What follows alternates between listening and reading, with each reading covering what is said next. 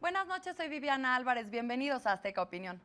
Mantener principios políticos no riñe con la posibilidad de construir acuerdos, sostiene Silvano Aureoles, presidente de la mesa directiva de la Cámara de Diputados, en Reporte 13 con Ricardo Rocha.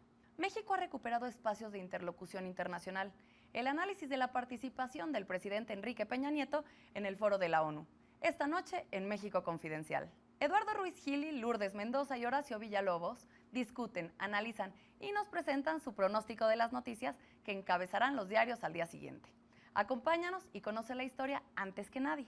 La gloria deportiva de los mexicanos en el extranjero desde el punto de vista de sus protagonistas. Jorge Campos y el beisbolista Adrián González nos cuentan parte de estas vidas apasionantes con Antonio Rosique. Recuerda que al terminar el día te brindamos la mejor programación en Azteca Opinión, o si lo prefieres puedes revivir tu programa favorito a través de nuestras acostumbradas redes sociales. Comenzamos.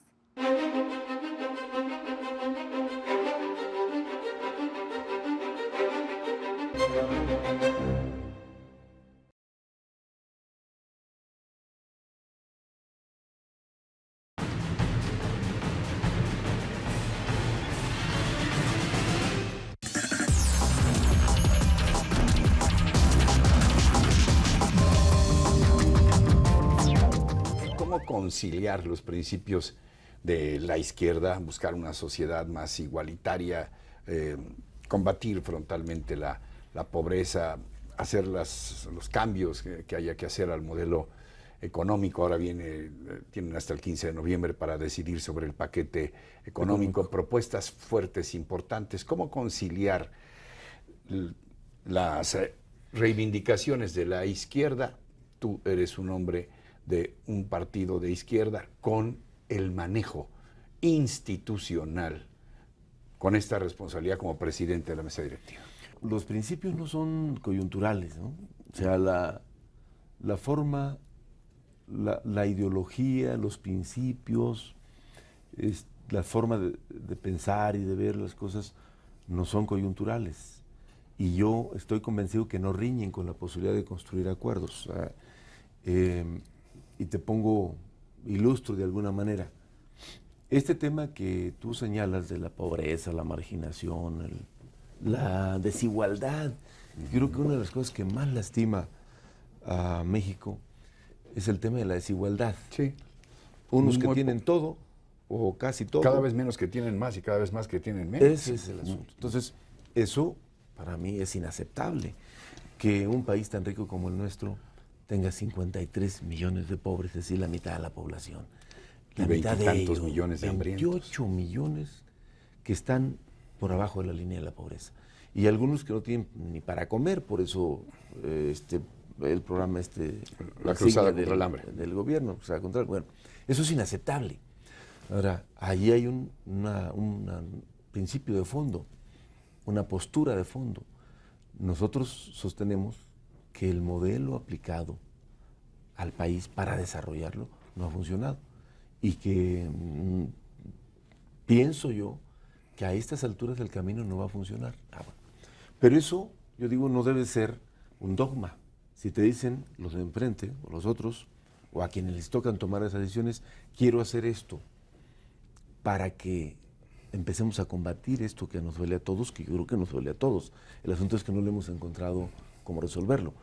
Y te proponen una salida y dicen es que con esto sí vamos a atacar este problema. Entonces yo no me cierro a escucharlo y a revisarlo, y si veo que tiene posibilidades, incluso hasta lo acompañamos. Por eso el PRD acompañó algunas reformas. A ver, y cito ejemplo, el caso de telecomunicaciones.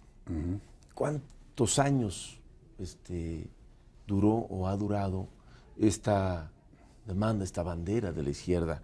No solamente el asunto de monopolios o cosas, sino el tema de cómo democratizar los medios, cómo lograr el acceso de todos a el uso y disfrute de un bien público, porque es un bien público. Competencia para generar contenidos. Pues sí, por supuesto. Entonces, eso, si te dicen, órale, vamos a hacerlo.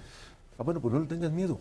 Eso no significa que renuncies a tu visión de cómo debe de aprovecharse este bien público, cuál debe ser el alcance, para qué debe de servir. Eso no acaba ahí. De tal manera que, yo insisto, no choca la apertura, el diálogo, la disposición para construir acuerdos o alcanzar acuerdos que construyan soluciones. Es decir, si al final del camino eso no resulta, o no resultara, que no te digan, pues no pasó porque ustedes se cerraron a que pasara. Eso también la gente no lo ve bien porque la gente lo quiere soluciones. Ahora, a propósito de esto que estás mencionando, se acaba de hacer historia y tú fuiste un protagonista. Apenas la semana pasada, por primera vez en este país, 2 personajes de la izquierda flanqueando a el presidente del PRI, Enrique Peña Nieto, a propósito de su mensaje. ¿Qué significa para ti el que ahora la Cámara de Senadores esté encabezada por Miguel Barbosa y la de Diputados por ti mismo? ¿Y cómo plantearías la relación de esta Cámara de Diputados, Poder Legislativo, con el presidente Peña Nieto, Poder Ejecutivo? Un paso muy importante, Ricardo, y una muestra de que hemos avanzado en la sociedad mexicana, en la apertura, en la inclusión, en el paso ese que la izquierda necesita demostrar que tiene vocación de gobierno y estamos preparados para ello, para asumir cargos de altísima responsabilidad en el ámbito institucional, dentro de la legalidad y de respeto entre los poderes. A pesar de las críticas de críticas, los radicales que dicen que siempre se están entregando al gobierno priista de Peña Nieto. Yo no estaba al lado de un presidente priista, estaba al lado del representante del Poder Ejecutivo Federal que estaba rindiendo un informe y estaba yo, sí, con una militancia perredista, pero el representante del Poder Legislativo. Es decir, esa es la diferencia, que quizá hay un segmento de quienes tienen posturas distintas que eso no lo vislumbran.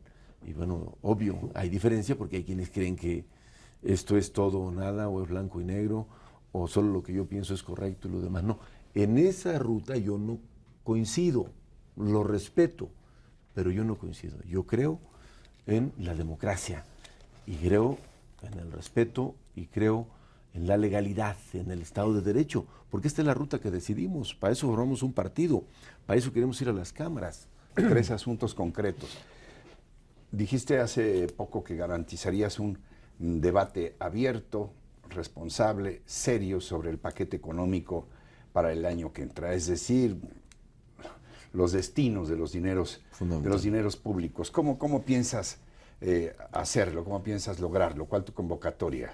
Viene una etapa muy intensa. Primero hay que resolver el tema de los ingresos. La ley de ingresos. Hay que evaluar las variables, los criterios generales de la política económica, que por cierto se está haciendo en el marco de la glosa. Sí es cierto que la inflación, que el tipo de cambio, que las reservas, que todos estos componentes que le permiten al gobierno proyectar cálculos para el ejercicio que sigue. Y luego, ¿de dónde vas a sacar el dinero? Que este año pues, no hay mayores cambios, el crecimiento es aumentan la recaudación en 200,000 millones de pesos y no hay incrementos sustanciales a la parte impositiva. Pero luego viene la otra, que es fundamental, que es la que le toca exclusivamente a la Cámara. ¿A dónde va el gasto? De entrada ayer el secretario en su comparecencia, el doctor Garay, habló de reducción de gasto, de operación del gobierno, de gasto corriente, una serie de ajustes. Esas los vamos a revisar nosotros. Pero esos ajustes, ¿a dónde van? Porque también estamos ante un escenario, Ricardo.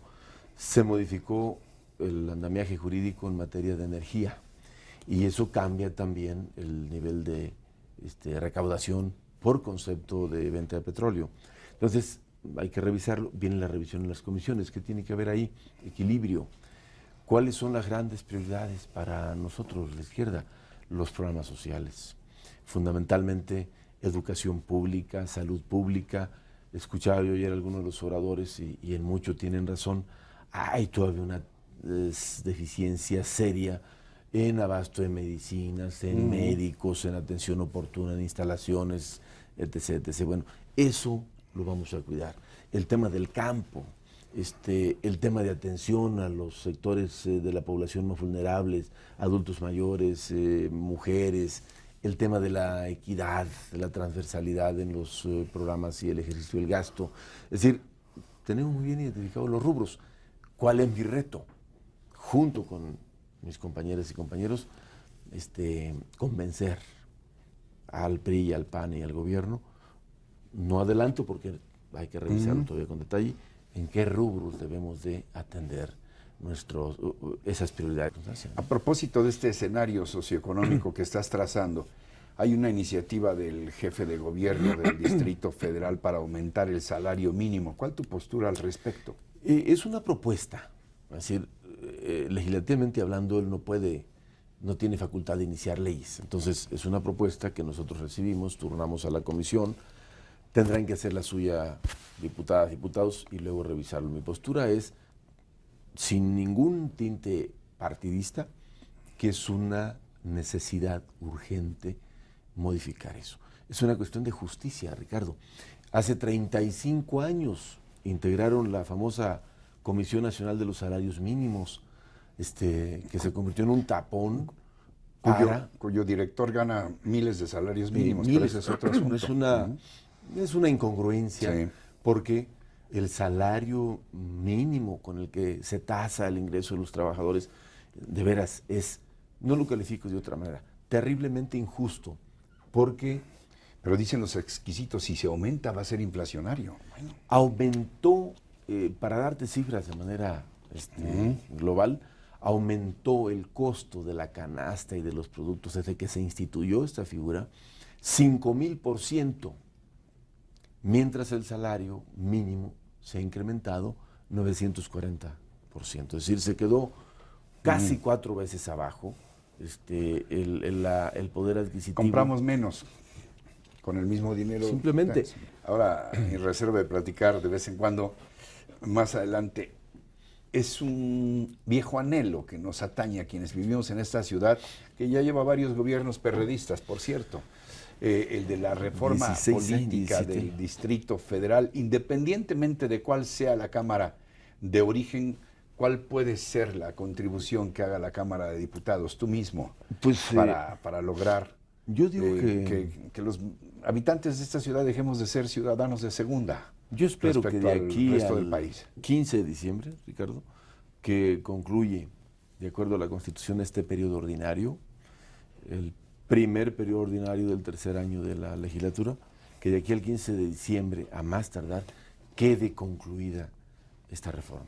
Va muy avanzada. La ciudad se ha convertido ejemplo en muchas cosas, sinceramente, de libertades, de capacidad de respuesta a la atención a los apertura, problemas, tolerancia, la tolerancia, a las minorías, a todos. A todo el mundo. Es una ciudad extraordinaria y no quiero presumir, pero yo creo que los gobiernos emanados de la izquierda que ha tenido la ciudad han dado buenos resultados, incluyendo por supuesto el actual. Ahora, con esta responsabilidad, pues te estás jugando el futuro de tu carrera política y probablemente la posibilidad de una candidatura de nuevo muy legítima, una aspiración muy legítima por otra parte a gobernar tu estado, Michoacán. Te decía yo hace un momento esta frase que te la repito, lo único seguro es lo que ya pasó. Ahora, en este momento, pues tengo que ocuparme de tiempo completo, Ricardo, en esta tarea que tengo encomendada. ¿Qué quiero? Cumplir bien mi tarea. ¿Cuándo viene lo de Michoacán? Porque claro que soy michoacano muy orgulloso de su origen, de mi tierra, lo hemos platicado muchas veces. Desde este espacio voy a hacer todo lo que esté a mi alcance, lo he estado haciendo, para que Michoacán dé el otro paso, salgamos adelante. Y el tema electoral, pues lo veremos más adelante. Algo más que quieras puntualizar para quienes nos están viendo y escuchando y se preguntan tal vez por qué, ¿qué representa que un perredista, que un hombre de izquierda esté en la Cámara de Diputados al frente? Pues es, Ricardo, sin duda, primero un paso muy importante, el reflejo de la situación que vive el país en este momento, de la madurez política que ha alcanzado la sociedad mexicana, de resultados del diálogo, de la apertura, de la inclusión, pero también un gran reto para mí, un gran reto para la izquierda, demostrar que tenemos la capacidad de asumir responsabilidades de Estado. Silvano Aureoles, presidente de la mesa directiva de la Cámara de Diputados, gracias por tu confianza en este espacio que se queda abierto. Muchísimas gracias, Ricardo. Y gracias a ustedes siempre. Hasta la próxima semana. Hasta entonces.